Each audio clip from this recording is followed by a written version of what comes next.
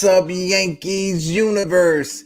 KOD Nation, stand up, and all you DJs, wake up and get your coffee. Welcome to another great edition of the Yankees Morning Brew. It is Tuesday, October 18th, 11 o'clock in the morning. I appreciate everybody for tuning in. Thank you all so much. Like I said, salute, 3 capital S's. My guys, we are in the building. I apologize for not having a show yesterday, but for those of you guys who know, I am dealing with like a neck and back and hip issue for when I got injured on the job. Yesterday, I had to go for my first neck injection, epidural injection. I'm feeling good. Still a little sore in the neck, but I was like, you know what?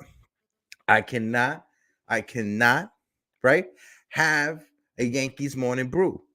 You know, I need to talk with my people. So I made sure this morning I was able to woke up early, got some stretches, and I showed up right when I got the Aaron Judge shirt. Hold on, you can see it. Yes, baby, because tonight I think Judge is going to go yard.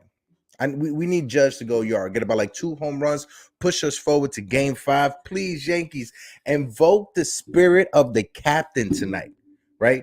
Please, we need to invoke the spirit of the captain. We need Derek Jeter's energy front and center. Last night, actually, Derek Jeter's sister was at the game last night, even though it was rained out.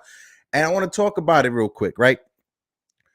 Because the game was rained out yesterday, and Yankee fans were upset. I would have been upset too.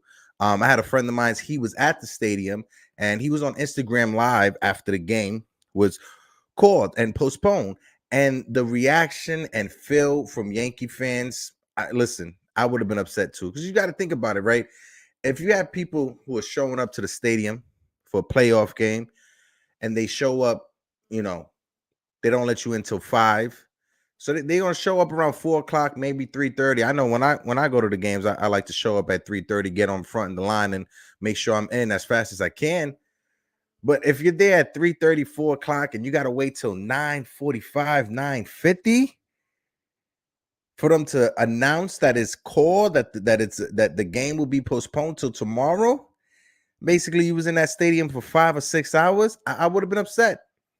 And Yankee fans have all right to be upset. If you was at the stadium last night and you was upset, you have all right to be upset. I would have been upset as well, because now what happens if you don't have the time off today to go watch that game at 4 o'clock?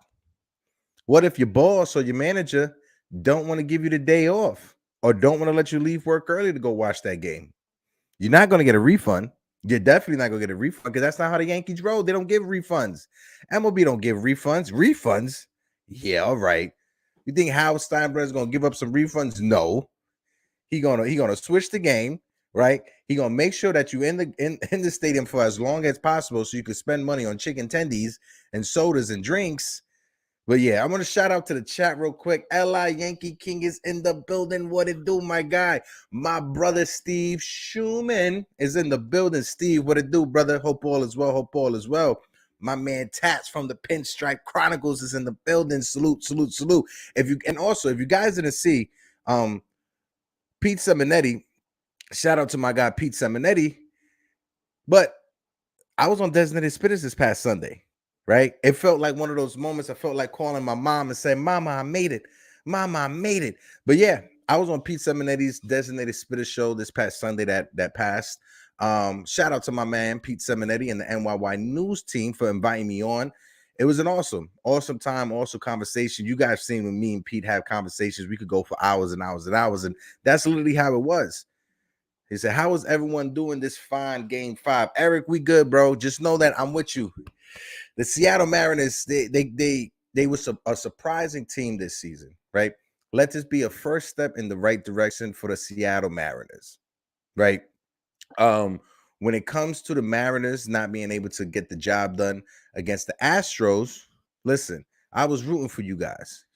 I was rooting for you guys, but couldn't get the job done. The Astros are just that good. They're really just that good. Extra innings. What was that? 18th, 19th. That kid Pena hit the home run. But Eric, hopefully they come back next year. Hopefully this offseason they make some moves and they come back better next year. I have a lot of faith in Seattle going forward. Your future is very bright in the Northwest in Seattle. He said, Great episode with you and Pete. Yeah, bro. Thank you, man. Thank you. I appreciate you for tuning in, LI Yankee King. I gave you a shout out while I was there. And as well, people know that, it's really important to me to have like the open panel for the fans. It's very important to me. Like that's a staple. That's something that I always want to be able to have, no matter what happens with the Yankees Morning Brew, whatever happens with Nights of DJ in the future, how big this channel grows. I always want to have a component of the open panel to allow fans to come on and voice their opinions. If it wasn't for somebody doing that for me, if it wasn't for Uncle Freezy and the Blorence Tears family, shout out to Uncle Freezy's. Uncle Freezy, he hosted a Knicks open panel back when the pandemic first started and everybody was at home. And if it wasn't for Uncle Freezy and his open panel, I don't think I would have been on YouTube as a content creator. Maybe later on, not too sure, but Uncle Freezy was the one who got me out of my shell and created this monster that you see in front of your screen. But of course, we had to have DiCaprio come into the building. Hi, DiCaprio. Hi, hope all is well, friend. Hi. We're waiting for you, and well, you're waiting for us in the ALCS. But shout out to my man DiCaprio. And if you guys haven't seen the DJ Huddle, make sure you tune into the DJ Huddle, because DiCaprio and the guys that host the DJ Huddle, they do a great job when it comes to college sports, college football. I've never been one who grew up following college football. I can admit that. I'll probably watch it here or there, but the knowledge that they have over there, it's a great show. I recommend it highly to everybody if you're into college football. Even if you're not into college football, if you're a casual watcher, like I'm a casual watcher, you guys want to tune into the DJ Huddle. Even though he's an Astro fan, right? Even though he may be a little bit of a jerk, we still love the Catrio. The Catrio, we love you, baby. But yeah, let's talk about this today. Game 5. Before we talk about today, Game 5, what you guys think about Garrett Cole? Because Garrett Cole on Sunday, he answered the bell. 6 innings from Garrett Cole. I'm going to pull it up right now. I wasn't able to do the graphics last night. I don't know why, but my Canva was acting up. So I wasn't able to do the graphics with the stats. Well, I was able to do it, but for some reason, it's not downloading. So we're going to have to just read it off, go real raw. But from Sunday's game, right, I want to get Garrett Cole's stats just all right. So Garrett Cole on Sunday, he pitched 7 innings, 6 hits, 2 earned runs, 1 walk, 8 strikeouts. And I see my man Chris the Flash is in the building. Chris, what it do, bro? Hope you good. But Garrett Cole, like Steve just said, Cole proved that he is the ace of the staff. Absolutely. 7 innings, 6 hits, 2 runs, 1 walk. And again, another game with 8 strikeouts, right? Yeah, you had Josh Naylor, cradling the baby. And you guys know that Josh Naylor is the one player on this roster that I'm super scared of. That man is a psychopath. Josh Naylor is intense. You got to love it, though. The intensity that he plays the game of baseball with, you got to love it. He's one of those players that if he's on your team, you're going 120% for him, right? But if it's a player that's not on your team, that's on the opposing team, he's definitely gonna rub you the wrong way. He's definitely gonna get under your skin. But Josh Naylor, shout out to Josh Naylor. He plays with a level of intensity that I wish somebody on this Yankee team played with. If Naylor was a Yankee, oh man, Yankee fans would be ridiculous. We'll go crazy over Josh Naylor and his antics. But he's on the Cleveland Guardians. He's the enemy of the team, but at the same time, he is a scary bat in that lineup. But when it comes to Sunday's game, like I said, Garrett Cole, he answered the bell. He answered the critics. He came through when we needed him the most. Yes, he gave up that home run ball to Josh Naylor. Yes, they got a hit, I believe, which was on a single, right? I understand that. But at the same time, he still was locking people up. The umpire, kind of was squeezing Garrett Cole for a while. But if you guys check, or if you guys watched Designated Spitter with Pete Simonetti this Sunday, one thing that I mentioned that we needed to see from Garrett Cole is for Garrett Cole to utilize his changeup more, right? The first game, Garrett Cole, if I'm not mistaken, hold on, I have the numbers right here. Let me just pull it up. That first game, Garrett Cole, 1 second, well on. Hope it's not there. Hold on bear with me. My man Keith Saunders is in the building. Keith, what it do, baby? Hold on. Yeah, so when it came to Garrett Cole, that first game, right? Game 1, Garrett Cole threw 46 strikes, 23 sliders, 21 curveballs, and only six. No, correction. 46 fastballs, 26 curveballs, 24 sliders, only 5 changeups, and 101 pitches. Last night, instead of 5 changeups, Garrett Cole threw 15. Not last night. You guys know what I mean, from Sunday. Garrett Cole threw 15. And that's what we needed. I pointed it out that Garrett Cole needed to utilize his changeup a lot more. And what did he do? He utilized his changeup a lot more. Instead of 5, he threw 15 in them, an extra 10. Now, some people may say that margin is not a lot. Listen, if you're a Major League Baseball player and you're having to sit on, is he going to throw a 98 mile per hour fastball, 100 mile per hour fastball, or a changeup at 80 miles per hour? Josh Naylor's home run was on a fastball at 98 miles per hour in the lower part of the zone, sitting on dead red. And that's what these hitters do when it comes to Garrett Cole. They sit fastball and they can't handle the breaking pitch, the off-speed pitch. You know, let's knock on wood that trend continues today with Nestor Cortes. Nestor Cortes is pitching game 5 today. He's starting game 5, I should say that. But let's look at his last outing, because his last outing, I think it was on Friday. You know, we haven't had a show since Friday. But let's look at it real quick. Hold on one second. Because Friday, it was also a makeup game. It was also a rain out game. But Friday, let's check it out right here. Cleveland won that game 4-2. But when it comes to the Yankees, Nestor Cortes pitched 5 innings, 6 hits, 2 runs, 3 walks, and 3 strikeouts. Then the bullpen came out. Lou Trevino pitched 2/3, 1 walk, 2 strikeouts. Jonathan Lasagna pitched the inning in 2/3. Wandy Peralta pitched the inning. Clay Holmes pitched 2/3 of an inning. J-Mo came in the extra innings and blew the game up. We lost in the extra innings because of Jameson Taillon. Clark Smith tried to clean up that mess. He couldn't clean up that mess. The game afterwards, Clark Smith in the 9th inning with a runner on base. He couldn't get the job done, and Cleveland walked it off. Both losses, Taillon and his career never pitched out of the bullpen. And you want to have Taillon start the 10th inning. Instead of having Clark Smith start the 10th inning fresh and with a clean inning. No, you want to have Clark Smith come on with runners on, bases loaded basically, and for him to try to pitch out of that situation. That's too much pressure to put on Clark Smith.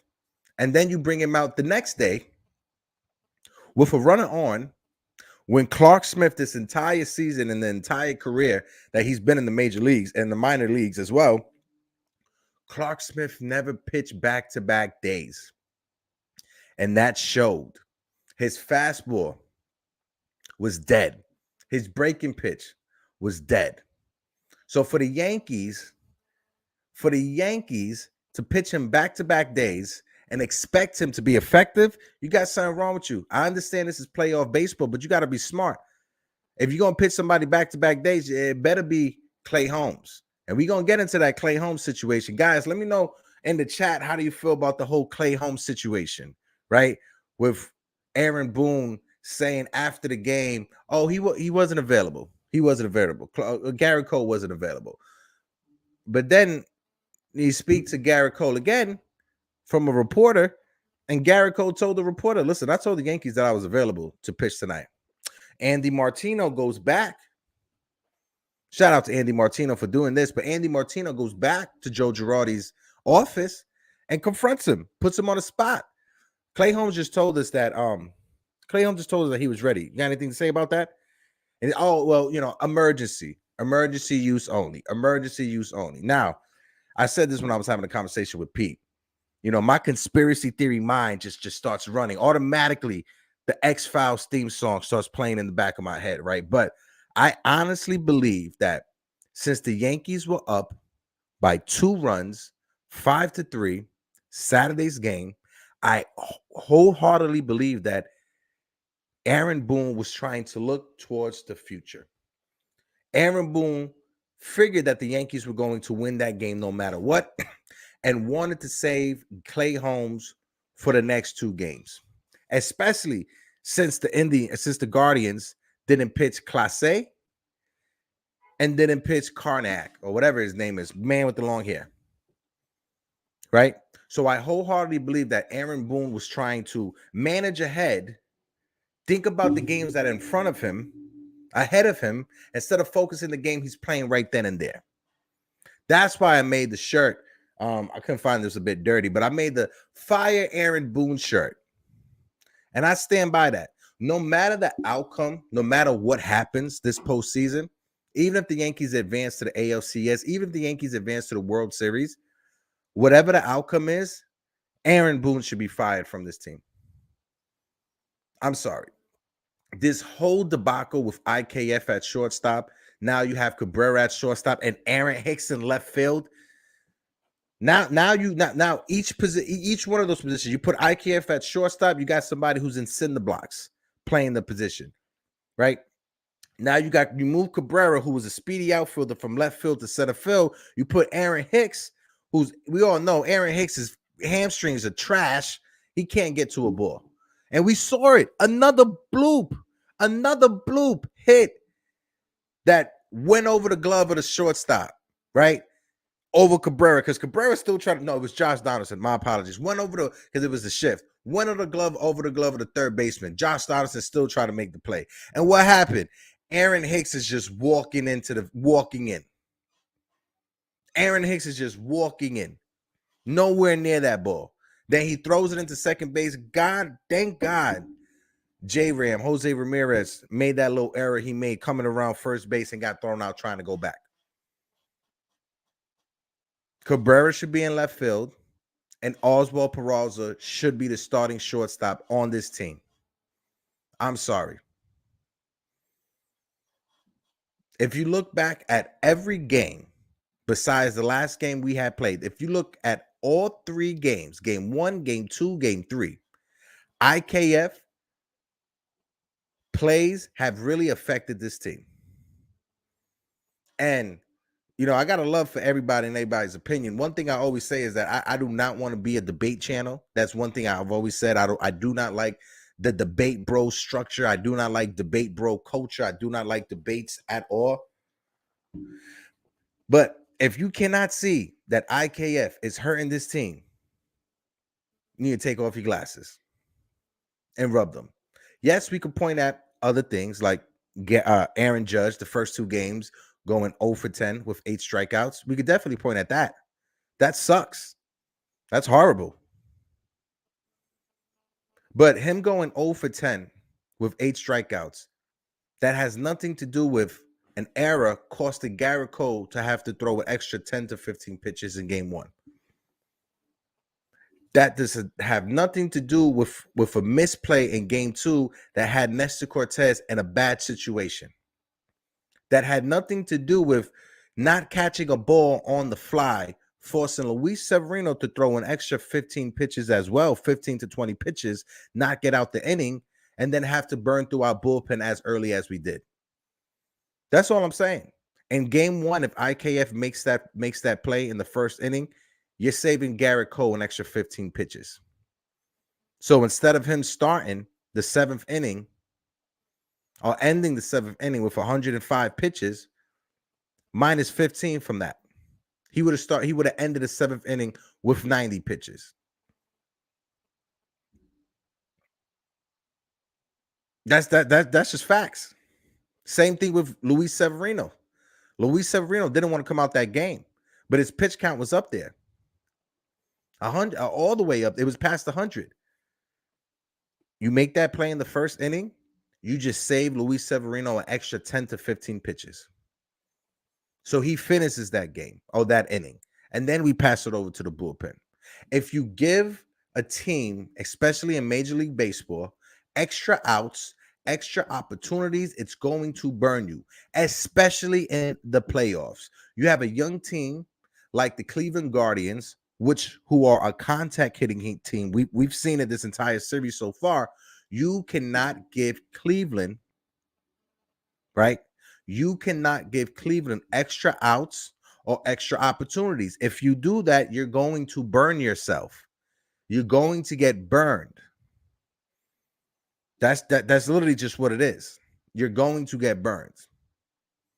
As a Yankee fan, we have to realize this game 5 tonight in Yankee Stadium, it could potentially be Aaron Boone's last game as a Yankees manager. And it could potentially be Aaron Judge's last game as a Yankee in Yankee Stadium. Aaron Judge needs to go off for 2 home runs today. Nestor Cortes, I'm not sure how long how much of a leash Nestor Cortes has. Nestor Cortes pitched on Friday, it's Saturday, Sunday, Monday. He's going off for 3 days rest. 4 days in between his last start. Let's see what happens. As well, Garrett Cole said he's available to pitch. He told Aaron Boone yesterday he was available to pitch after he threw 100 pitches the game before. That's an ace of your staff. Now let's see what happens. Because if we could get Nestor Cortes and Garrett Cole coming out of the bullpen for 6-7 innings and then turn it over to the top dogs we have in the bullpen, I think we'll be good. We could save Severino for game 1 versus the Astros, have that day off and come back for game 2 with Garrett Cole. I'm not too sure. Let me touch on the chat real quick. Hold on. I'm going to go back up a little bit. You are not wrong, King, but at the same time, you got to play to win today. Absolutely. Got to win. Got to play to win today. I know you want to start Taillon.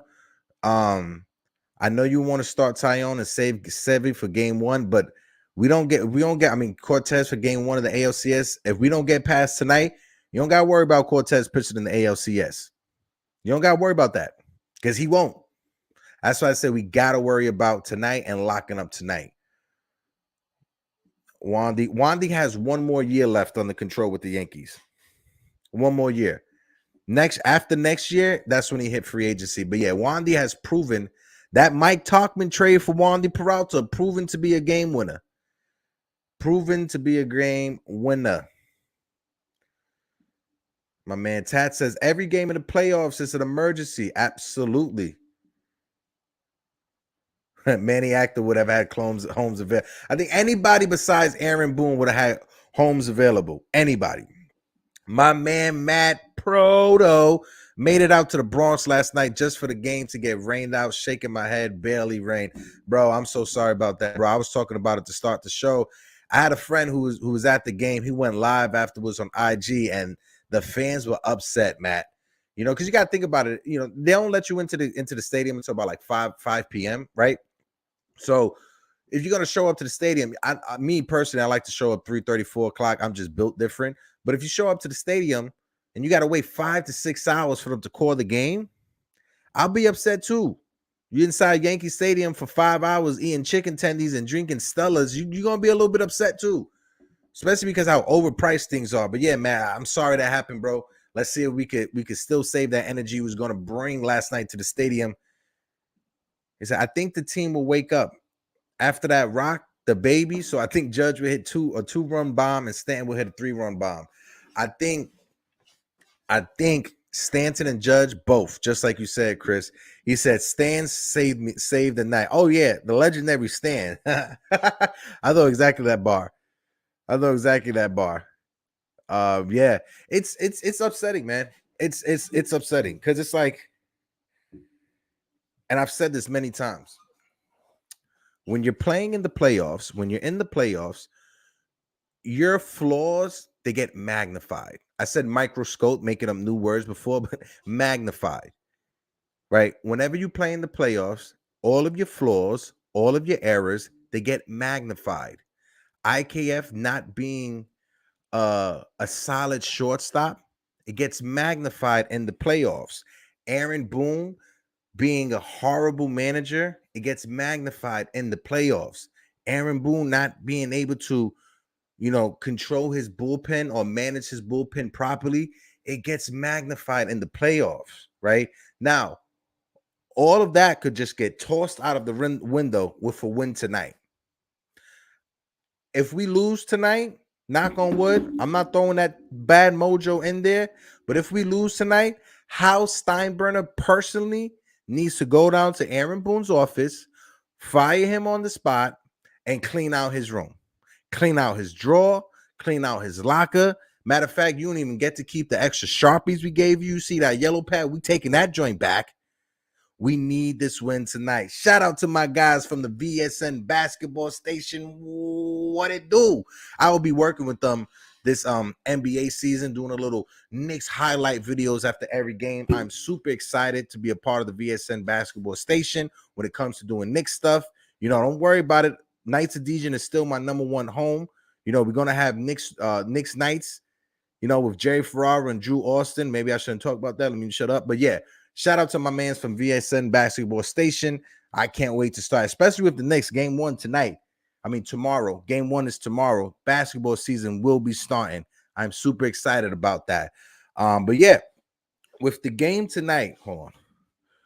So advance, I hope the Rain is going forward on a national level. Oh yeah, 100%. We all know once the Yankees are out of it, the ratings they go down.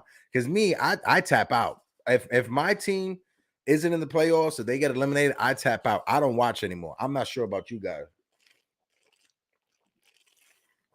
That's what happens for these past 20 years. When the Knicks don't make the playoffs, I just tap out every year. I'm not watching the playoffs when it comes to the NBA.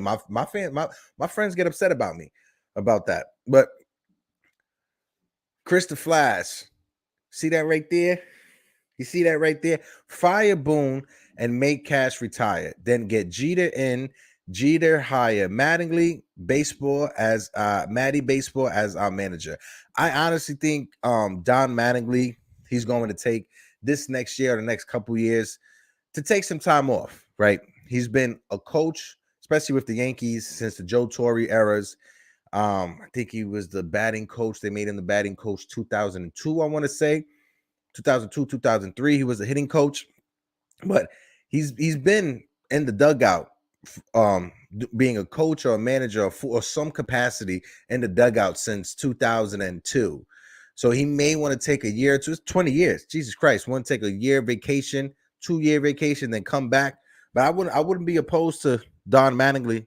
I know Rich Antonello, who's a diehard Don Mattingly fan, said that, you know, when it comes to managing, he may not be the best, and he probably doesn't want to soil or ruin the thought that he have or the fandom that he has for Don Mattingly, because Don Mattingly could come in here and just wet the bed as a manager and Yankee fans turn on him. And that's what we don't want to see happen. My man said, Hector, you're going to hate. First of all, I don't hate. I highly dislike people. So that's one out the window. But Hector, you're going to hate me if we lose because that Manny actor. If we lose because that Manny actor train is about to be full bore at a. Oh, okay, I get what you're saying. If we lose, you're going to hate me if we lose because that Manny actor train is about to be full bore at 200 miles per hour, bro. 200 is very it's very conservative, bro. Go all the way, clock that thing to 400. You know, do some Back to the Future. Maybe you could go back to the past and stop the Yankees from hiring Aaron Boone to begin with. Maybe you could do that. Maybe you could hit that train 400 miles per hour, right? Fast and Back to the Future. I know it was 85, but hit it 400. Go back in time, find the interview or find the day Aaron Boone's going to have his interview. Kidnap that man, right? So he doesn't get the interview. And probably hire somebody else like Tony Pena as the manager. Hell, we never know. It would suck to have you and Jigga on our show with no Yankees on 3. bro, we gonna be there. Yeah, and also too, guys, make sure you guys, if you guys aren't, I don't know what's wrong with you, but make sure you follow my guys Pinstripe Chronicles, right? Because this Thursday morning, myself and Jigga Man Porto will be showing up for the Pinstripe Chronicles podcast. at 9 a.m., 9:30 a.m. I'm gonna have to wake up a little bit early, get the water in my face, clean the cold out my eyes. But don't worry, Tats. Let's have some faith, right? Let's have some faith. We will have Yankees to talk about on Wednesday. We will have game 1 of the ALCS to talk about. I know I always say I don't like to count my chickens before the eggs hatch, but I have a good feeling tonight going into game 5. I haven't seen who was announced as a starting pitcher for Cleveland. Let me he's I got the fresh coffee, bro. Oh, lit. You got the fresh coffee? Say less, my guy. Hold on. Let's see. They haven't put out the lineups yet for either teams. They announced the starters. Nestor Cortes is starting, and Aaron Seval, whatever his name is, he's still starting for the Guardians. This is the man who's 5-6 with a 4.92 ERA in the season. He's tied for 113th when it comes to strikeouts. He only has 98 strikeouts. His whip's not that high, so it seems like if the Yankees offense can strike early, we will be in that Cleveland bullpen, and we need to get some runs early because we cannot try to come back later in this game if it's tied. Because one thing Cleveland has that we don't have is they have a lockdown bullpen. They have arm after arm. They have 4 or 5 big arms that come out of that bullpen. Besides that, the bullpen is very mediocre. Besides Clase, besides De Los Santos, besides Karanenix or whatever his name is, hold on, there was a couple other guys besides the left-hander that came out of the bullpen, and there's one other guy, but they have 5 guys that are trustworthy that I go to, and if we could score before trying to see those 5 guys, we will be in good shape.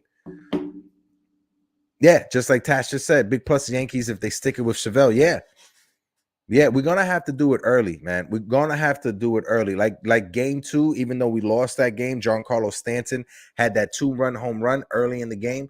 We're gonna have to do it early, just like that, early in the game. Hold on 1 second.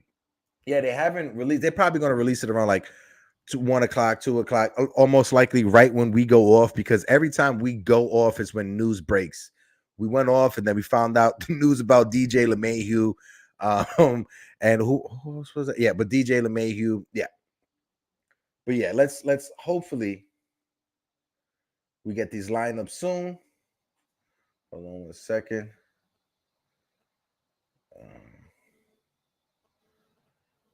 Okay, so Nestor Cortes switch. Oh, of course. Let's talk about Harrison Bader.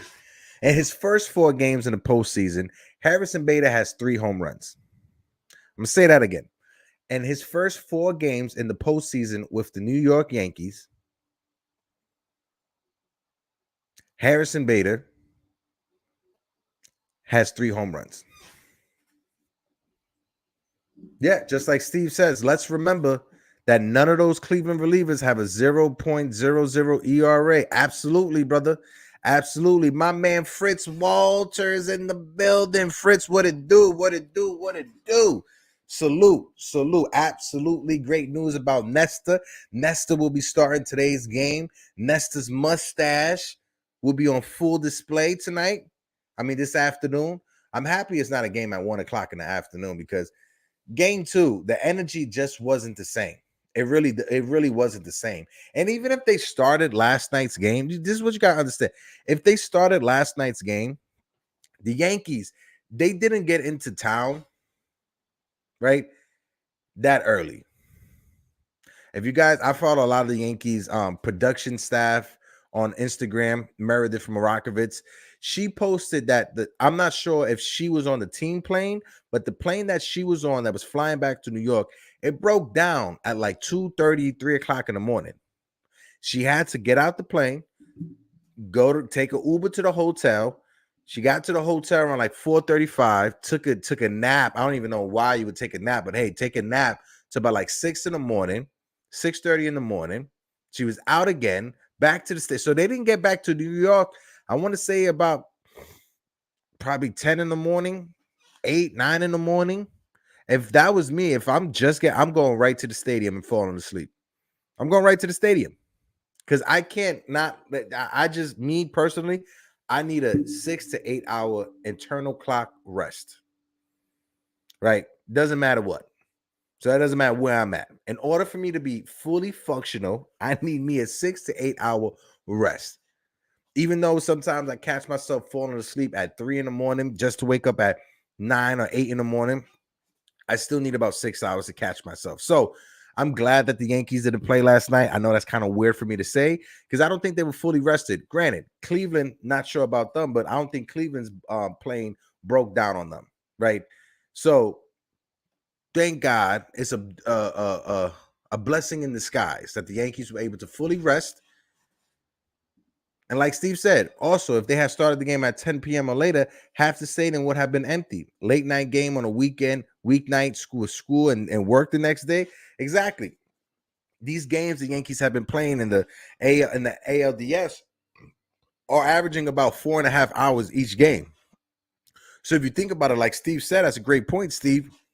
If the Yankees would have started that game at 10 o'clock, 10, 11, 12, 1, 2, you're playing the game to 2 or 3 o'clock in the morning. Now, I know I would have stood up to watch that game, but that's not fair to the people at the stadium who have already been there for 5 hours. You know, so I'm glad it was called.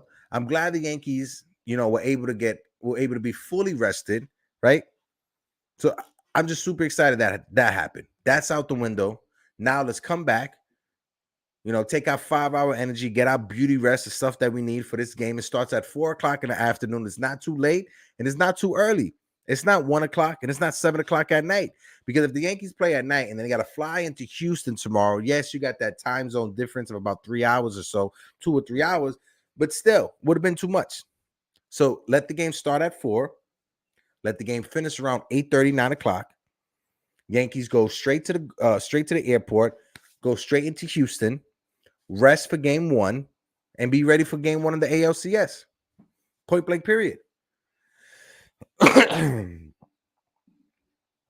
This has been one of the most bizarre playoff series I've seen with all the delays and off days. Absolutely, Tats. I don't remember ever, not Yankees, whoever. I don't remember not one team playing around in the playoffs and both their games were rained out. I don't remember it. Yeah, I don't even any other team. The Yankees, I don't remember that happening to them before. Any other team in Major League Baseball, I do not remember 2 games in the series being rained out. Now, this was a big talking point last night on Yankees Twitter that a lot of Yankee fans were upset because they felt that the Yankees need to have a dome stadium. They're complaining about the roof and the dome stadium. This is what you guys have to understand. There's 2 factors that go into it. Factor number 1 is New York City has very weird zoning issues. Can't even say issues, but they have very weird zoning laws, right? So the Yankees, right, and the investors, they may own Yankee Stadium, probably even own the plot of land that Yankee Stadium is on, but what they don't own is the airspace. They don't own their airspace, right? If you are the landlord or if you own the land of like a public utility, even though it's Yankee Stadium, it's still considered public utility, right? Because public tax money went into it, right? Public utilities do not own their airspace in New York City. It's the same reason why the MTA, when you see the rail like MTA, LIRR, Metro North, when they're passing through New York City, they're clear on top because they don't own the airspace on top. That's why you don't see a lot of bridges or tunnels on top because they don't own the airspace, right? So say like MTA is in charge of bridge and tunnels in New York City. If the MTA wanted to put a highway over the train, they wouldn't be able to. Now, you can have, if a highway is already built, you can have a train attachment afterwards, right? Because you already built into that airspace, right? You can have it afterwards. But if you have the construction of the train first, you cannot then put on top of it a bridge or overpass or anything connecting. That's why right now, if you guys know, in the Bronx, there's a big movement, and I fully support it, of covering the Cross Bronx Expressway so we can connect those neighborhoods. But the reason why they can't cover the Cross Bronx is because of that air zone thing that I was just talking about, right? So what happened with the Yankees is that the boss was against it, wholeheartedly against it, right? Now the mayor at the time, not Giuliani, but before Bloomberg, Giuliani wanted to propose an idea to add a dome to the old Yankee Stadium, but they had the the air rights issue. They couldn't do that. So with the new stadium, they had 4 different developers go to George Steinbrenner and say, listen, you could build the new stadium with the dome because of how the laws is set up, because of how the zoning is set up. If you build it at the beginning, the airspace is on top of the dome. You can't build the stadium and then add it on afterwards. Now, this is what I'm getting this from pinstripealley.com. It says the boss was very much wanted it to look like the original Yankee Stadium and have all the same old school traditional feel to it and everything involving Yankee Stadium. The reason why George Steinbrenner was against putting a dome or against putting a roof for Yankee Stadium was this reason and this reason alone. If you put a dome or a roof on top of Yankee Stadium, it takes away from the look and the feel of the old Yankee Stadium. That was George Steinbrenner's thinking about it. And we all know how, when it comes to attention to detail, George Steinbrenner was a stickler for attention to detail, right? When it came to attention to detail, George Steinbrenner wanted everything from the look of the team, from the look of the uniforms, from the look of the players, from the look of the buses and the planes that they use to transport these players back and forth. He cared about every little fine detail. Now, as somebody who has OCD, I think with OCD, ADHD, but I understand it. He wanted it to keep the old school feel, the old school Yankee Stadium. And, I'm not the man who's paying the money out. He went half with the city, and that was the rules that they had to go with. Is it Hector? That would be a good thing if there was a way around it. And from what I'm hearing, there's an issue. Come on, New York City. It's not even the city, because you got to understand the city and the state, right? It's the state legislator that set up and passes zoning laws that get passed down into the city. That's how every state works. So yeah, I agree. In 2022, with the technology that's out there, that needs to be some way to cover Yankee Stadium, whether it's a roof or a dome. But then they're stuck. They're literally stuck in purgatory right now when it comes to zoning laws, because that airspace is very important. Like my grandmother, she owns a limestone in Bed-Stuy, Brooklyn. Her limestone is valued at $2.5 million, right? A couple years ago, a gentleman tried to come and buy my grandmother's airspace from her, right? He offered to $300,000 to buy her airspace from on top of his house, because what he was doing was right next door, right? He brought the house that my best friend grew up in, but he brought that house. He was going to tear it down to build up a high luxury high rise, but he couldn't do that because right next to it, it was an empty field.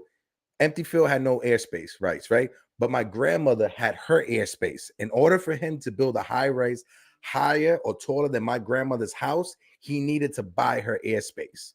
So he offered her $300,000 for her airspace. Now, if my grandmother would have took that $300,000, her limestone, which is valued at $2.5 million, the value of it would have fell from $2.5 million to $800,000 if she would have sold her airspace.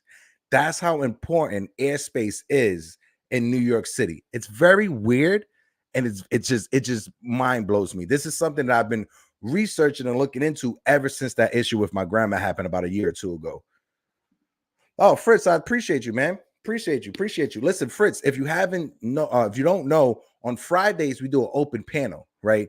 We have an open panel where we allow the fans to come on and give their takes and stuff. It's 11:45 right now. How about this? Since Fritz is here, I'm gonna put the link into the chat. So let's go for about like 15 minutes for an open panel so we could discuss this Yankee game, right? So this is a new thing for me. But yeah, I put the link into the chat. Fritz, whoever, if you guys want to come on to the open panel, just click that link, set up behind StreamYard, and come over. First thing you got to know is rules to the open panel. The rules of the open panel is everybody be respectful to one another, right? We allow people to come on, so allow people to give their take. If somebody's talking, allow them to finish their take before you try to butt in. I'll give everybody the same opportunity, the same time to talk about it. Now, granted, if nobody comes on an open panel, I don't be mad. You know, I definitely don't be mad. But you guys are more than welcome to come on to the open panel. DG is in the building. He said, hi, thoughts on the game tonight? Do I got to say anything else, bro? Aaron Judge is getting a home run. John Carlos is getting a home run. And the Yankees are winning this game 6-3. I'm calling it right now. 6-3. Yankees win this game. Yankees got to score early, because if you don't score early, you got to worry about that Cleveland bullpen. That Cleveland bullpen, that's a scary one. That's a scary one. You know, they have some valuable arms coming out that bullpen throwing gas. Oh, I got my man Tats. This is Backstage. They have some brother. What it do, baby? How's it going, Hector? I make sure I muted the other live feed. So nah, it's good. It's good, bro. It's good, bro. It's the thought, to go on to DG's comment right here that I see, the thoughts on tonight's game, it's all about efficient pitching, especially with Cortes on the mound. You need to have him work quick. When he works slow, that's when he struggles. And they got to be patient at the plate. That's all it's about. You got to work Savali. You don't need to hit 3 home runs in the first 3 at bats. Work them. Make force the traffic so you can get that bloop. That'll bring in a couple of runs and run up the score. That's what it's going to come down to. Yeah, shout out to my man NY Yankee King Eddie and is in the building. What it do, brother? Salute. Same question going to you. What's your thoughts on tonight's game, bro? Let me hear from the wise NY Yankee King. I just want to hop on real quick to get my thoughts about the game and then hop off. Hopefully hopefully Cortes can go and can actually be good on 3 days rest, because he's never gone with 3 days rest. What I'm worried about is Boone's bullpen decisions, because Cortes has never been going 3 days of rest. What's his leash? How far is he going? I worry about Aaron bullpen management. When it doesn't come to Lowe, Trevino, Peralta, and Holmes, what's that in between? Yeah. Well, Tats, that's a great question, Ally, and I'm gonna throw it over to Tats right after this. But if you guys saw, Garrett Cole said he's available to come out the bullpen. So Tats, what's your thoughts on Garrett Cole saying that he's available to come out the bullpen? And if we get 4 innings from Cortes and then an inning or 2 from Garrett Cole and pass it over to the 7th to the bullpen, what's your thoughts? I'm reluctant to pull him out of the bullpen just because it's not everybody is able to handle it the way that Madison Bumgarner did for San Francisco. That is such a rarity to see. But you also, at the same time, you have to admire his determination to have the team succeed, that he'll throw himself on the sword saying, look, I'm not worried about the future. Let's win now. So if they do use him out of the bullpen, I can't argue it. If they don't, I can't argue that either. Yeah, I agree. If they don't use him, I can't be against it. But if they use him, then let's see what happens. It could literally be Mike Mussina coming out to relieve Roger Clemens back in 2002. It could be a situation that Nestor Cortes can only get you 3 innings, and then Garrett Cole comes in for 3 innings as well. Because when you look at it, Mike Mussina was on 3 days rest also when he came out of that bullpen in that series when he was relieving Roger Clemens. So that's a good thing to take away. Also, he pitched 4 or 5 innings for us coming out to relieve Clemens. It's a damn if you do, damn if you don't really, situation. Yeah. So it's Boone's bullpen management has been terrible this year. It really has. And that's been the Achilles heel for this postseason. To this point has been the bullpen use. Using Tyone and he's never come out of the bullpen Why didn't they go to Herman? He's experienced coming out of the pen. We saw it just last season. You have Herman, use Herman. Yeah. So it's I don't trust his usage. Or I throw it right back to you, Tat, so you can finish your point even more. Or instead of going to Jameson Taillon, if you're going to go to Clark Smith later on in that inning, allow Clark Smith to start the inning fresh, start the inning clean. If you were going to go to Clark Smith anyway, should have used him to start the inning. Let Clark Smith give you an inning or two, and if you have to bring in Taillon, you bring in Taillon with a clean inning. Yeah, no, bring it. Yeah, exactly your point. Why didn't they just go to Schmidt right off the bat? And then see where if you don't use a starter out of the bullpen until everybody else is exhausted. Yes. Yes. I think that's where it hurt. Boone tried getting too cute with the bullpen and the bullpen usage. They weren't throwing. It's not like they had straining innings where they were throwing 30 pitches an inning where you couldn't use an arm for two, that one extra inning. You could have kept in Peralta. I think at that point he only thrown like 8 pitches. It was either him or the Weisiger. Had had a single digit inning. It's just one of those. It's a pain in the ass. Watching Boone trying to manage this when he's just not capable. Look, as much as Girardi got a lot of us frustrated. Yes. Boone can't hold a candle to Girardi when it comes to the way he was able to utilize his bullpen. Agree. And that's where Girardi showed his strength. Boone doesn't have that. When you look back on game 2, right? And hold on, I'm pulling up the stats right now. And you look out that bullpen, right? Trevino, he only pitched 2/3 of an inning, right? Granted, he threw 17 pitches. I get that. Loaizaga threw 15 pitches, right? Peralta threw 15 pitches, right? So you had guys not overextending themselves, throwing 25 plus pitches. And what was upsetting about it, hold on, let me go back to game 3, the one that we lost in Cleveland. The one that we lost in Cleveland, when you look about it, he did the same exact bozo move that game also. Trevino only pitched 17 innings again, right? 2/3 of an inning. Jonathan Lasagna, 15 pitches again, only 2 inning and a third. But then you had Wandy Peralta go 3 innings. What was that about? If you're trying to be conservative and save your bullpen, cool, copy. I understand what you're doing. But then you're going to have one guy go 3 innings. Why? Like, how is that saving your bullpen, saving your guys? Because you're overexhausted. Now you overexhausted Peralta.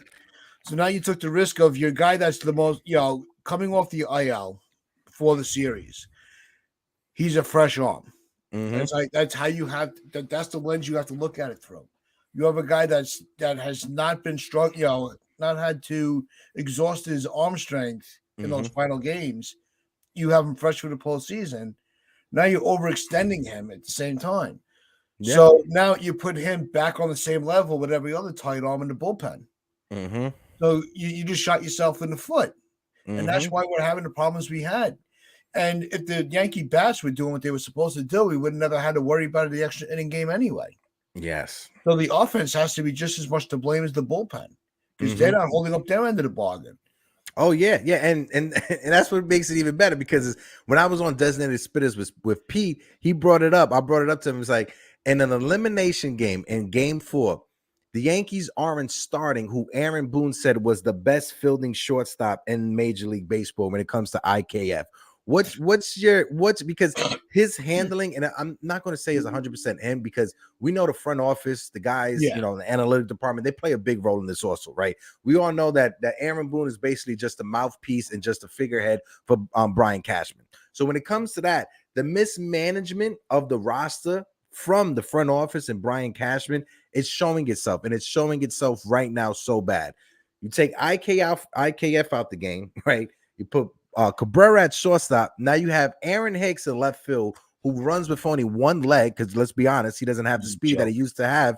It was a joke. A blue pit that was out of the glove of Josh Donaldson. Where is Aaron Hicks? Aaron Hicks was already back in the Bronx. He was so far behind. Now, I actually analyzed that play on the show with Robin Donald. And the way that I read that play was Aaron Hicks purposely stayed back to make sure that they both didn't run for the ball so hard, now the ball gets past Hicks. Hicks, the way I read it, I could be wrong. I'm wrong a lot. Anybody that's watched our show knows. We all happen to be wrong a lot. Yeah. It's at least as the fact that that Hicks did not let the ball get past him and kind of held back a little bit, because otherwise now you're looking at you could be looking at bases, you could be looking at a guy in third base. So Hicks staying back a little bit, trusting that Donaldson would make the play, because he has played a very good third base, and he does. Yes. He's got a very good habit of reading the ball off of the bat. So I can't, his bat itself sucks, but his defense has been fine. NY Yankee King said Hicks was in Cincy while the ball was in Cleveland. That's awesome. Yeah. Look, I don't like giving Hicks any credit, but that's just the way I read the ball as an observer and a fan watching the game.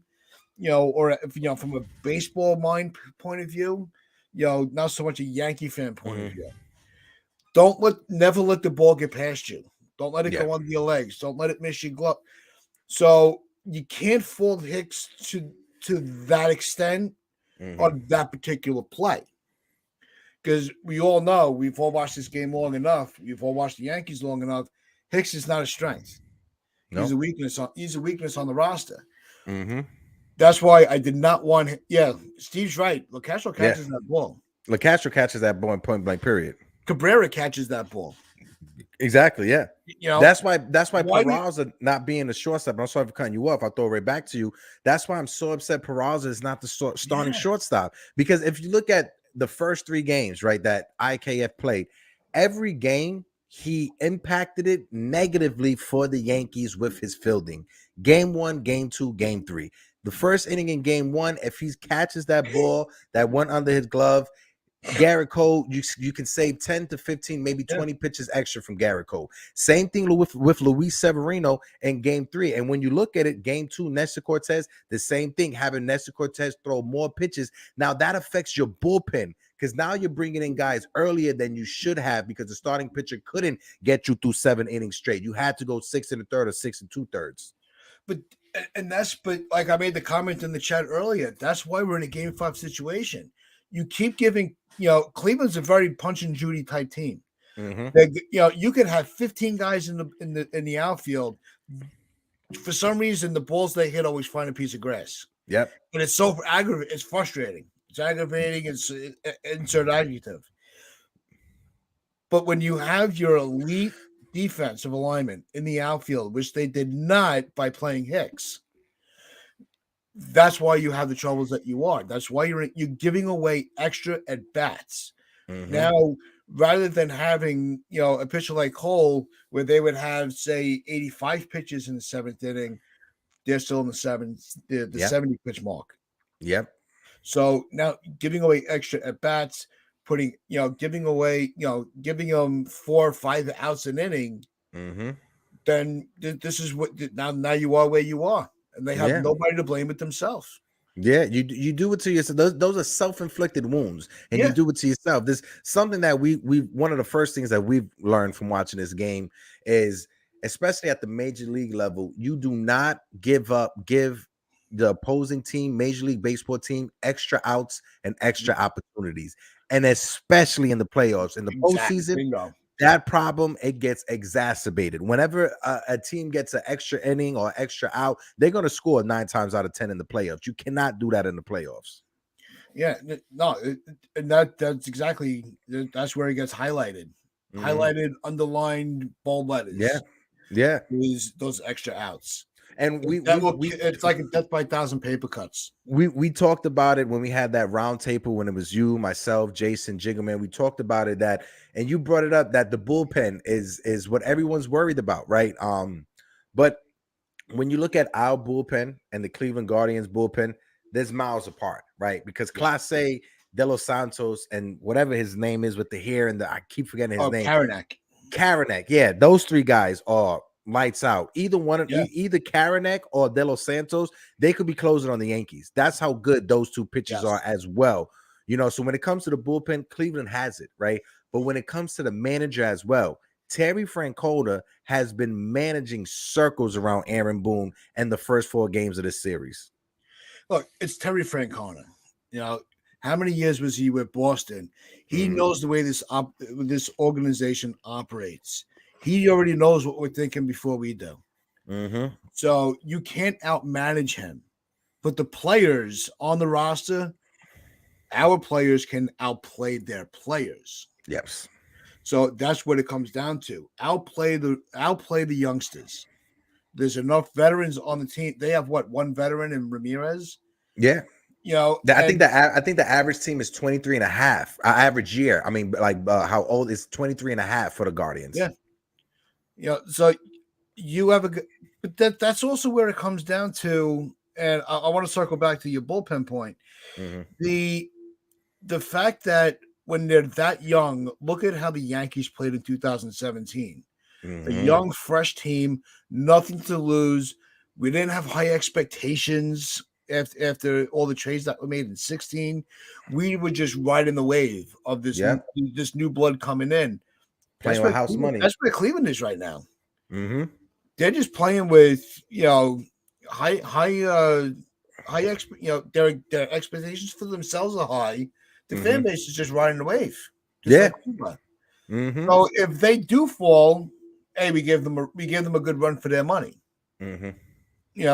But when you go to the bullpen, if we had our full strength in the bullpen, this is where the injury bug is really going to hurt the Yankees. Not having Green, King, getting Chapman, like we talked about in the round table. We got a Christmas gift early by him not being on the roster.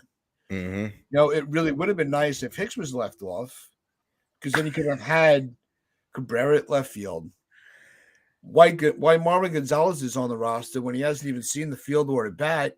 Where you could have had IKF on the bench in his spot and have Peraza as shortstop. I'd rather Marwin Gonzalez being in left field than Aaron Hicks being in left field, honestly, if you was to ask me. Because Marwin Gonzalez, he's not a slouch when it comes to his glove, and he's a switch hitter who could pop a few if he gets a fastball that he likes. So even with Marwin, I would rather, okay, cool, have Marwin in left field or have Marvin play shortstop, because Marwin, there was a stretch of the season that he was covering shortstop for IKF at the beginning of the season, and he didn't look that bad either at shortstop. No, the short. Oh, the fact that they keep pushing IKF at the shortstop position, that's going to cost us the series. All because that Cashman and his ego will never, ever, ever admit he made a mistake. Yeah, 100%. There's and this is something that I learned, and Tat, you could probably attest to this as well, but when you're a manager or when you're at a position of some type of superior, or not superior, but supervisor capacity, managerial capacity, you always have to take accountability for the guys that you have underneath you, right? Whatever moves you made, you can't say, well, Tats, I put him at that schedule 4 to 12 in the afternoon. If he didn't do his job, that's on him. No, you put him there. You didn't vet him properly. You didn't make sure he was able to do the job. And that's what happened with Brian Cashman. They saw a guy who won a Gold Glove at third base, and they decided to put him at shortstop, right? That's like, Pete and me were talking about it. That's like in the offseason when they wanted to trade for Matt Chapman to have him play shortstop. It don't make no sense. No, it never makes sense. When it comes to Cashman, you always have to – it's almost like a chess match where it's like, okay, what's his next move? So when he made that move with the Twins, I said that when I opened up a show at that trade going, okay, what's his next move? Because this can't be it. And that was the move. And I'm like, you went through all of that just to get rid of Sanchez? At this point, I would have rather just stuck with Sanchez than rather have that float of a defense on the field. If you want, you could have just released Gary Sanchez, and you would have saved yourself $26 million between IKF and Josh Donaldson. And you traded for a cat, and then the big thing was like, oh, we're trading for a defensive catcher who could hit from the left hand side, who has pop. Who I don't even know how this man looks. I don't even know how his voice sounds. That's how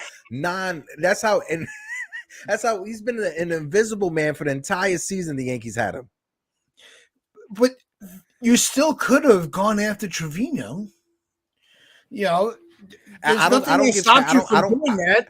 Tats, I don't give credit because you had Chirinos on the roster. Really? I don't give no credit when it comes to Jose Trevino. He just fell in Brian Cashman's lap. Yeah. I give Brian Cashman no credit when it comes to getting him. Maybe the analytic department's listen, the way he framed pitches could be good. Copy. You have a little bit of crumb. But Trevino literally fell into your lap for Albert Abreu, who you traded to Texas and who you wound up getting back. So you don't get credit for something that you didn't think happened. Nah, I'm sorry. Yeah. No, you would just at that point in spring training, it was almost like they were doing this, roster shuffle. They were desperate. Yeah, it was desperate to find a backup catcher. They're throwing bubblegum at the wall to see which one would stick. Yeah, because they got excited that Kyle Higashioka turned into Babe Ruth in spring training, and they thought, oh, we got our next all-star slugging catcher.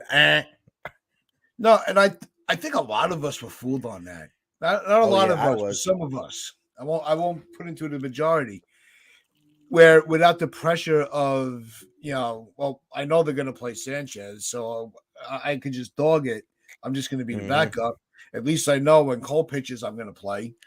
Yeah. And Higgy just kind of had that little fire in the off season, but we've seen him long enough. That wasn't going to last. Nope. It was almost like that Tyler Wade mentality where he's a spring training all-star and then he's your D- player in the regular season. We don't need that. Yep. That's one thing I'm excited we didn't see this season was Tyler Wade making an appearance on the major league roster. I know we got him for the minors and had him. I was literally doing a live show when it happened, when the news broke that the Yankees traded for Tyler Wade, and literally I just did my no, like my emotions that day. But at the same time, wouldn't you rather his defense on the infield than IKF? Yeah. And when you look at it, right, the Yankees, if you could have kept Andrew Velasquez if you wanted defense at shortstop. Andrew Velasquez is one of the top 5 defensive rated shortstop in all of Major League. Well, in the American League, I can't say all of Major League Baseball, but I know in the American League, he's top 5 when it comes to fielding. You could have kept him at shortstop and saved that money. Exactly. You could have just kept, because he did very well for the Angels this year. He did very well. Yeah, so, and you could have had him. You could have kept him for this year as your stopgap, waiting for Cabrera, Peraza, or Volpe. Pick your shortstop. We got plenty of them, But you'd rather go with the third baseman, a Gold Glove third baseman, like we all know. Put him at shortstop and go, okay, problem fixed. No, you just created another one. Yeah.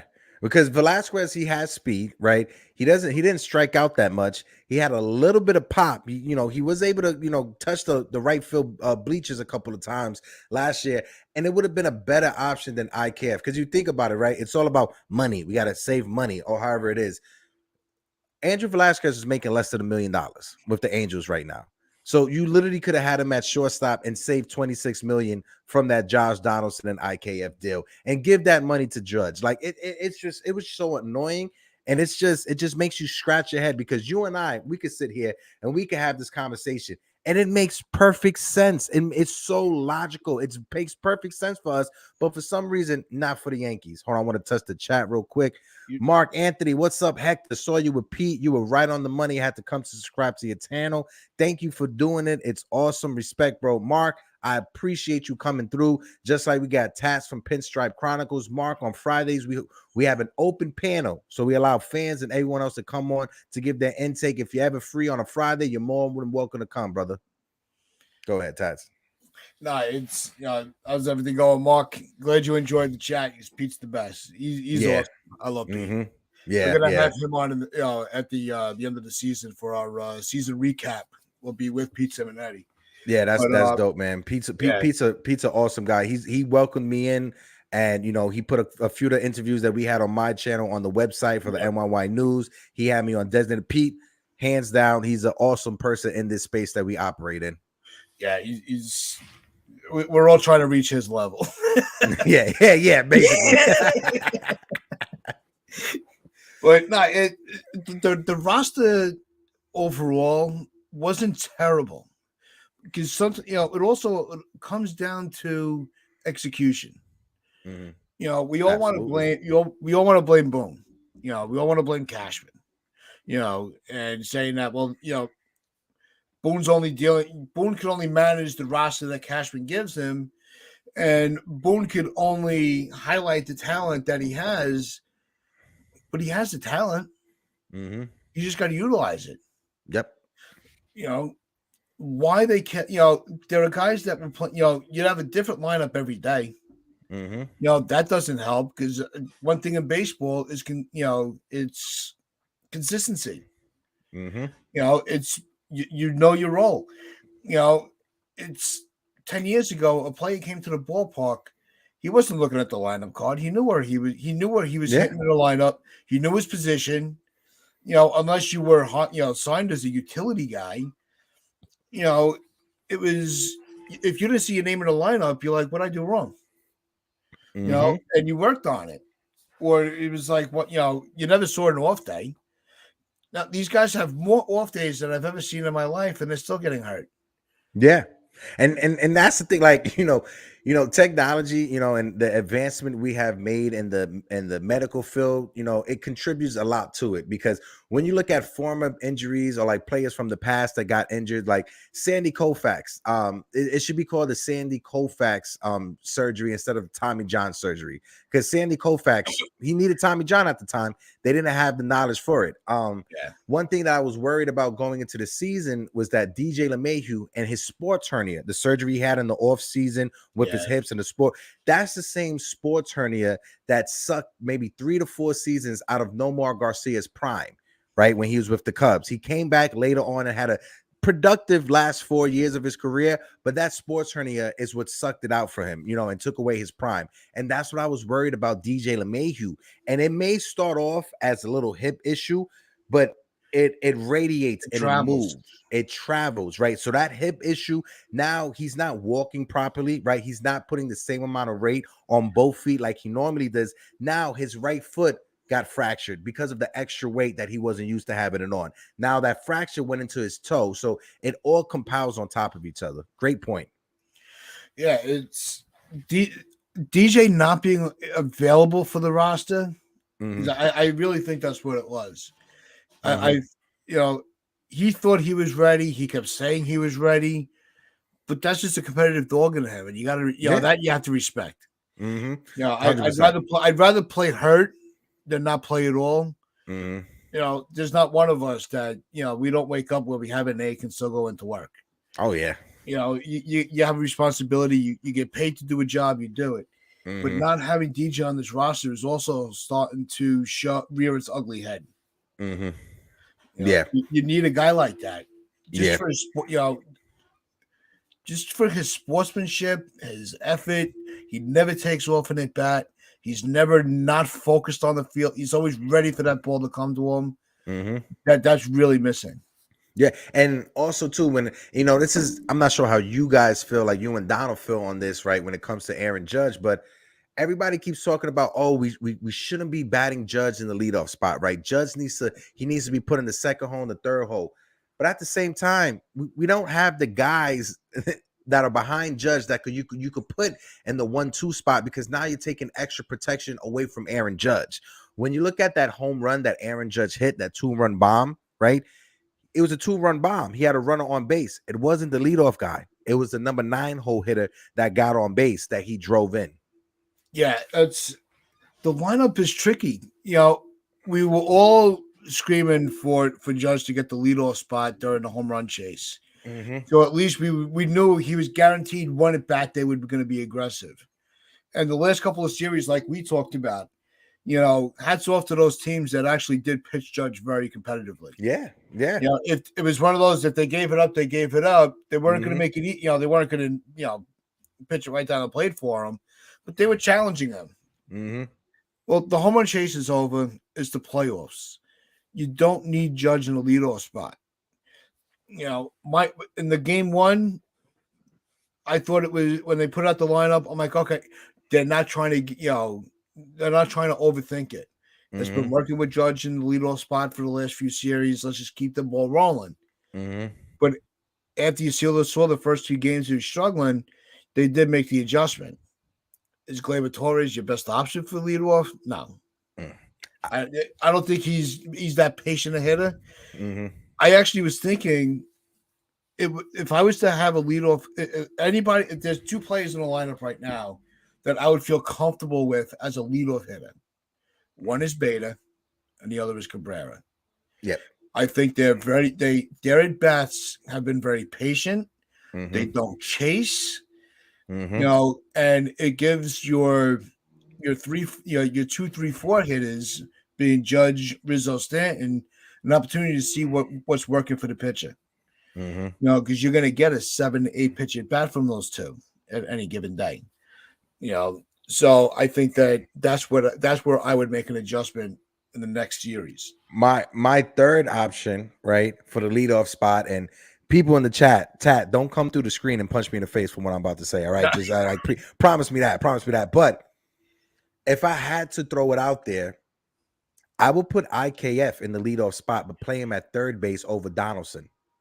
I can't argue because that. We know he's a Gold Glove at third base. He has speed. He puts the ball on bat. He makes contact. The one thing, and I'm gonna point to you, is just like Gleyber Torres, he doesn't take and see as many pitches. So that's the only reason why I'll be hesitant to put him in the leadoff spot at third base. But I would put Cabrera in the leadoff spot, just like you said earlier. Cabrera, I think, in the leadoff spot would be the perfect option. Yeah. That's why I like the Yankees having Cabrera as the 9-hole hitter and being like almost that second-tier leadoff man after you go through the lineup that first time, Yeah, well, having Judge in a leadoff spot, that pitcher to start the game is already feeling the pressure.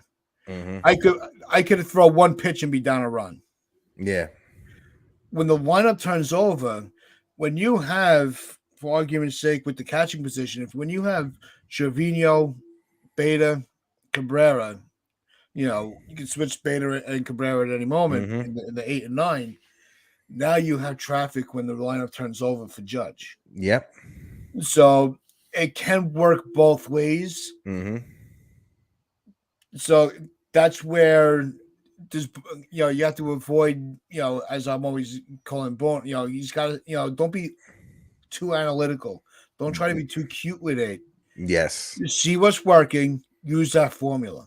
Yes. Point blank, period. And that's the thing with, and I'm not sure if Aaron Boone is trying to do it on purpose, but like you said, he tries to just be too pretty when you don't have to be. You really don't have to be. Like, trust your lineup, trust your bullpen, and trust the guys that got through 162 games. Now, it's going to be interesting to see what happens in the next round, right? Because we're not sure about the health of like Andrew Benintendi, who people have been saying that he's been, hitting off the tee. So we're not sure about the health of Andrew Benintendi. Are you going to put Andrew Benintendi in left field after he missed almost a whole month and a half, 2 months? No, you can't. That's not fair to Andrew Benintendi. And I know, we've had our opinion when it comes to IKF, but when we talk about IKF, and it's a point I brought up with Pete, we're not bashing. This is not IKF's fault that he's playing shortstop for the Yankees. No. IKF doesn't make the lineup. IKF didn't go and trade for him, right? So when IKF is out there, he's asked to do a job, and he's doing it the best he can. This is the best that he can. It's not his fault. It's mostly Girardi. It's mostly Boone and whoever makes that lineup. Somebody check on Joe Girardi too, because the Phillies are on the NLCS, and Joe Girardi may be bashing his head against the wall. Yeah, no, you're right. IKF didn't ask. He just asked to play baseball. He didn't ask to be in the lineup in a certain spot. He didn't ask to be in a certain position. And he's not going to complain that he's on the field. So you're right on that aspect. The other thing that a lot of people overlook or choose to ignore or maybe just not know about, they were saying on the radio broadcast yesterday that IKF is one of the first guys taking drills on the field every day. He knows he's not a shortstop. There's no way he can't know that. Look, this is not my natural position. I've always played third base. They're going to put me in shortstop. He's putting in so much work. So it's not for a lack of effort. It's just a lack of ability at that position. Yeah. Yeah, because his effort is there. Before Peraza and Cabrera came up, and I always gave him credit for this, and I always use this as a defense for IKF. But IKF, before those two rookies came up, was the only person that was busting it down the line every at bat. Every time he put the ball in play into the infield, IKF was the only player on this roster that was busting it down from home plate to first base every time. And it goes into, like you said, his effort. He gives the effort. Like, he has the effort. He doesn't lollygag on plays. He doesn't sleep on plays. He doesn't get caught. He's not a bad base runner. And that's one thing about IKF I like to give to him. He's not a bad base runner. So could there be a situation late in the game? You already used Tim LeCastro. You could pinch run IKF for one of these guys. That's a good option to have as well. But Tat, we got about like a couple more minutes left before we dip out. Let's get your prediction. What are you thinking about tonight's game? What's the score? How many innings you think Nestor's going to do ultimately? What's your thoughts for tonight? I don't know about the innings, but I think Nestor's going to get 60 pitches. I think it's going to be around that mark. He's got a lot of innings under his belt this year. But I think it's going to be a short leash. The score, I'd have to say maybe 5-3 Yankees. Mm-hmm. And I think it's going to come down to the strength of the bullpen. Yeah, I honestly think this is going to be a bullpen game. You got Saval, who has an ERA that's close to 5. Nestor Cortes coming back on short days rest. I think whichever offense establishes itself early in the game, in the first 3 innings, whether it's the Yankees or the Guardians, that's the team that's ultimately going to win this game. Because both bullpens, I think everybody's going to let everything go, knowing that it's an elimination game. Nobody's going to hold anything back. So I think whoever strikes early and who can hold that lead early is going to ultimately win this game, Taz. But brother, appreciate you for coming on today, my man. This is an important game. We got to win tonight because, like you said, it's gonna be very awkward with me and Pete and me and Jigga Man on the show. Ain't no Yankee baseball going on. It's gonna be kind of awkward. We don't want to have to be talking about who's Houston, Cleveland. Exactly. That's not gonna put us in a good mood first thing in the morning. Exactly. Yeah, exactly, brother. But bro, I appreciate you for coming through. Like always, you already know. Open door policy, Tats. Whenever you want to come on, feel free. And let's go Yankees, baby. You got it. Let's go Yankees. Let's do it, guys. Also, please keep in there, mark it on your calendar. Thursday morning, myself and Jigga Man Porto will be on with the guys from the Pinstripe Chronicles. You're gonna want to tune into that. It's gonna be like 9:00 in the morning, so you're gonna want to tune into that. But Yankee fans, let's have faith tonight. Let's just keep it going. Shout out to Mark Anthony in the building. Salute, my brother. Appreciate you for finding us, subscribing to the channel. Always appreciate, new subscribers. Like I said, on Fridays, we do an open panel. So you're more than welcome to join the open panel. But let me shout out the chat real quick as I go through. My man, NY Yankee King, I appreciate you for jumping on for a few. And DiCatrio, my friend, from across the yard, across the country. He's an Astros fan, but I still love my boy DiCatrio. DiCatrio, I see you. Steve Schumann, I see you, brother. James Cook. Oh, man, I just missed James. James Cook, what it do, brother? Salute, salute, salute. Mikey Mazza with the 4 Train Express. Make sure you follow my brother, Mikey Mazza. DG, I see you in the building. What it do? And of course, Mr. Fritz Walters came through. He showed his love. Eric Wallace, who was a diehard Mariners fan. I'm sorry the Mariners didn't stick it to you. Uncle Foxy as well. NY News Team, let's go, fam. That is a fact. And that's a good way to end this show. Guys, I am your guy, Hector, host of the Yankees Morning Brew. I catch all you guys later. But like always, peace out.